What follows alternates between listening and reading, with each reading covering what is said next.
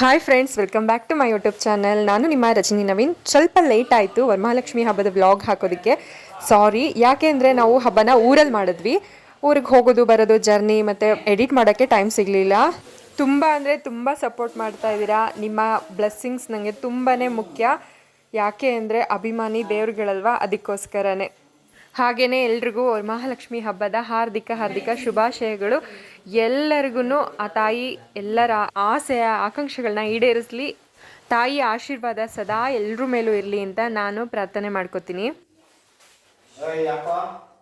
ನಾವು ಮನೆ reach ಆಗೋಷ್ಟರಲ್ಲಿ night ಆಯಿತು. ನಾವು ನೈಟೇನೆ ಬಾಳೆಕಂದನ್ನೆಲ್ಲ ಕಟ್ಟಿಬಿಟ್ಟು ಇಡ್ತಾ ಇದ್ದೀವಿ. ಸೀರೆ ಎಲ್ಲ ಬೆಳಗ್ಗೆನೆ ಉಡಿಸ್ಕೊಂಡಿದ್ದು ಜಸ್ಟ್ ರೆಡಿ ಮಾಡಿ ಇಟ್ಕೋತಾ ಇದ್ದೀವಿ ಅಷ್ಟೇ. ಲಕ್ಷ್ಮಿಗೆ ಉಡ್ಸೋದಕ್ಕೆ ಬಾರ್ಡರ್ ಸ್ಯಾರಿ ಇದ್ದರೆ ಚೆನ್ನಾಗಿರುತ್ತೆ. ಯಾಕೆ ಅಂದರೆ ನರ್ಗೆಗಳು ತುಂಬ ಚೆನ್ನಾಗಿ ಕೂತ್ಕೊಳ್ಳುತ್ತೆ. ಅದಕ್ಕೆ ಬಾಳೆಕಂದೆಲ್ಲ ಕಟ್ಟಿದ್ದಾಯಿತು ಟೇಬಲ್ಗೆ. ಇವಾಗ ರಂಗೋಲಿಯನ್ನು ಹಾಕೊಳ್ತಾ ಇದ್ದಾರೆ ಇವರು, ನಮ್ಮ ಅತ್ತೆಯವರು. ಕಳಸವನ್ನು ಕೂರಿಸ್ತೀವಲ್ಲ, ಆ ಜಾಗದಲ್ಲಿ ಕುಬೇರ ರಂಗೋಲಿ ಮತ್ತು ಆ ಕಡೆ ಈ ಕಡೆ ಕಮಲದ ಹೂವನ್ನ ಹಾಕೋತಾ ಇದ್ದಾರೆ. ರಂಗೋಲಿಯನ್ನು ಹಾಕಿಬಿಟ್ಟು ಅದ್ರ ಮೇಲೆ ಬಾಳೆ ಎಲೆನ ಇಟ್ಬಿಟ್ಟು ಅದ್ರ ಮೇಲೆ ಅಕ್ಕಿಯನ್ನು ಹಾಕಿ ಅದ್ರ ಮೇಲೆ ಒಂದು ತಾಮ್ರದ ಬಿಂದಿಗೆಯನ್ನು ಇಡ್ತೀವಿ. ಅದ್ರ ಮೇಲೆ ಕಳಸವನ್ನು ಕೂರಿಸೋ ಅಂಥದ್ದು. ನೋಡಿ, ಏನು ಪ್ರಾಕ್ಟೀಸ್ ಮಾಡಿಲ್ಲ. ಆ್ಯಕ್ಚುಲಿ ಮಾಡಬೇಕಿತ್ತು ನಾನು ಮೊದಲೇ. ಹಾಗೇ ಒಂದು ಸಲ ಟ್ರೈ ಮಾಡ್ತಾಯಿದ್ದೀನಿ ಅಷ್ಟೇ. ನಾನು ಬೆಳಗ್ಗೆನೇ ಸೀರೆ ಎಲ್ಲ ಉಡಿಸ್ಕೊಂಡೆ ನೀಟಾಗಿ. ವರಮಹಾಲಕ್ಷ್ಮಿ ಹಬ್ಬದ ದಿನ ಇದು.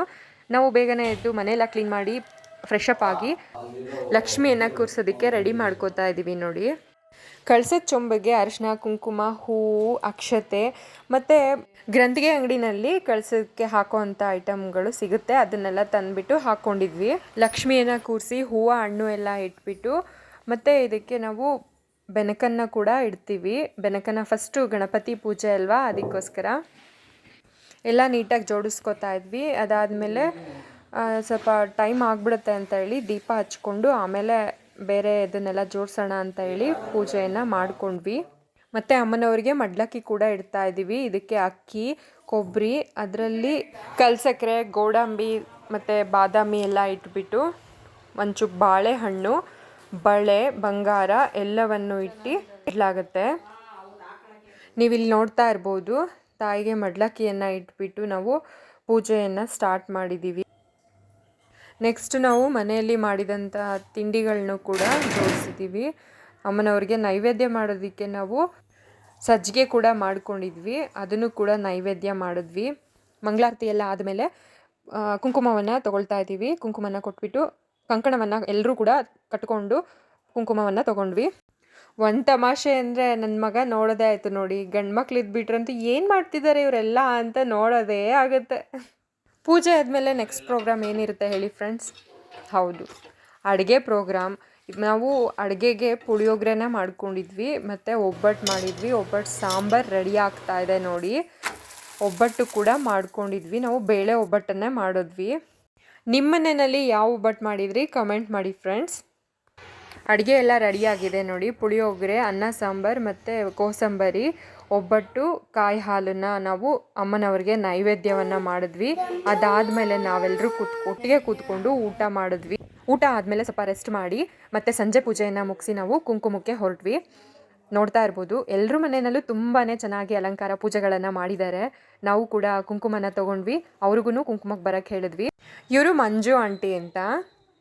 ಮತ್ತು ಅಲ್ಲಿಂದ ನಾವು ಪುಷ್ಪ ಆಂಟಿ ಮನೆಗೆ ಹೋದ್ವಿ. ಅವರು ಕೂಡ ತುಂಬ ಚೆನ್ನಾಗಿ ಅಲಂಕಾರಗಳು ಪೂಜೆಗಳೆಲ್ಲ ಮಾಡಿದರು. ನೀವೇ ನೋಡ್ತಾ ಇರ್ಬೋದು ಎಷ್ಟು ಚೆನ್ನಾಗಿ ಮಾಡಿದ್ದಾರೆ ಅನ್ನೋದು. ಕುಂಕುಮಕ್ಕೆ ಹೇಳಿಬಿಟ್ಟು ನಮ್ಮ ಮನೆಗೆ ಬಂದ್ವಿ. ನಮ್ಮ ಮನೆಗೆ ಬಂದಿದ್ದವ್ರಿಗೂ ಕೂಡ ನಾವು ಕುಂಕುಮನ ಕೊಡ್ತಾ ಇದ್ದೀವಿ. ಎಷ್ಟು ಚೆನ್ನಾಗಿರುತ್ತೆ ಅಲ್ವಾ ಫ್ರೆಂಡ್ಸ್, ಹಬ್ಬಗಳಲ್ಲಿ ಈ ಥರ ಎಲ್ಲ ಮಾಡ್ತಾ ಇದ್ರೆ. ಫ್ರೆಂಡ್ಸ್, ಇಲ್ಲಿ ನೋಡಿ, ಇವರು ಮೊದಲನೇ ಸಲ ಮಾಡಿರೋದಂತೆ, ಫಸ್ಟ್ ಟೈಮು. ಎಲ್ಲರೂ ನೋಡಿಕೊಂಡು ಕೇಳಿ ಮಾಡಿದ್ದಾರೆ. ತುಂಬ ಚೆನ್ನಾಗಿ ಮಾಡಿದ್ದಾರೆ ಅಲ್ವಾ ಫ್ರೆಂಡ್ಸ್. ಇವರು ಫಸ್ಟ್ ಮಾಡ್ತಾ ಇರಲಿಲ್ವಂತೆ, ಈ ವರ್ಷದಿಂದ ಸ್ಟಾರ್ಟ್ ಮಾಡಿದ್ದಾರೆ. ಅವ್ರ ಮನೆಯಲ್ಲಿ ಅವ್ರ ಮಕ್ಕಳುಗಳೆಲ್ಲ ತುಂಬ ಚೆನ್ನಾಗಿ ರೆಡಿಯಾಗಿದ್ದರು ನೋಡಿ. ಪುಟ್ಟ ಲಕ್ಷ್ಮಿ ನಮ್ಮೆಲ್ರಿಗೂ ಕುಂಕುಮನ ಕೊಟ್ಟಳು. ಮತ್ತು ಅವರು ಕೂಡ ನಮ್ಮ ಮನೆಗೆ ಬಂದಿದ್ದರು. ನಾವು ಕೂಡ ಅವ್ರಿಗೆ ಕುಂಕುಮವನ್ನು ಕೊಟ್ವಿ. ಹಬ್ಬ ಅಂದರೆ ಕೇವಲ ಪೂಜೆ, ಅಲಂಕಾರ, ಅಡಿಗೆ ಅಷ್ಟೇ ಅಲ್ಲ, ಅದು ನಮ್ಮ ಸಂಪ್ರದಾಯ ಮತ್ತು ನಂಬಿಕೆ. ಕುಟುಂಬದವರೆಲ್ಲರೂ ಒಟ್ಟಿಗೆ ಸೇರಿ ಸಂತೋಷವನ್ನು ಹಂಚಿಕೊಳ್ಳೋ ಅಂಥ ಒಂದು ಸುಂದರ ಸಂದರ್ಭ, ಏನಂತೀರಾ ಫ್ರೆಂಡ್ಸ್? ಅಷ್ಟೇ ಅಲ್ಲ, ಲಕ್ಷ್ಮಿಯನ್ನು ಒಲಿಸ್ಕೊಳ್ಳೋ ಅಂಥದ್ದು ಪ್ರತಿದಿನವೂ ನಡಿಬೇಕು. ಅಂದರೆ ಮನಸ್ಸಿನಲ್ಲಿ ನಾವು ಎಷ್ಟು ಆರಾಧಿಸ್ತೀವೋ ಅಷ್ಟು ಲಕ್ಷ್ಮಿ ನಮಗೆ ಒಲಿತಾಳೆ ಅನ್ನೋದು ನನ್ನ ನಂಬಿಕೆ. ಮಹಾಲಕ್ಷ್ಮಿಯ ಕೃಪಾ ಕಟಾಕ್ಷ ಎಲ್ಲರ ಮೇಲೂ ಸದಾ ಇರಲಿ ಅಂತ ಕೇಳ್ಕೊತೀನಿ. ಮುಂದಿನ ವರ್ಷ ಬರೋಷ್ಟರೊಳಗೆ ಎಲ್ರಿಗೂ ಇನ್ನೂ ಹೆಚ್ಚು ಹೆಚ್ಚು ತಾಯಿ ಕರುಣಿಸ್ಲಿ, ಸುಖ ಸಂತೋಷ ಸಮೃದ್ಧಿಯನ್ನು ಅಂತ ನಾನು ಕೇಳ್ಕೊತಾ ಈ ವಿಡಿಯೋನ ನಾನು ಇಲ್ಲಿಗೆ ಎಂಡ್ ಮಾಡ್ತಾ ಇದ್ದೀನಿ. ನಿಮ್ಮ ಮನೆಯಲ್ಲೂ ಹೇಗೆ ಲಕ್ಷ್ಮಿ ಹಬ್ಬನ ಆಚರಿಸಿದ್ರಿ ಅನ್ನೋದನ್ನು ಕಮೆಂಟ್ ಮಾಡಿ friends. Thank you for watching. ನಾನು ನೆಕ್ಸ್ಟ್ ವಿಡಿಯೋದಲ್ಲಿ ಸಿಗ್ತೀನಿ. ಅಲ್ಲಿ ತನಕ ಬಾಯ್, ಟೇಕ್ ಕೇರ್.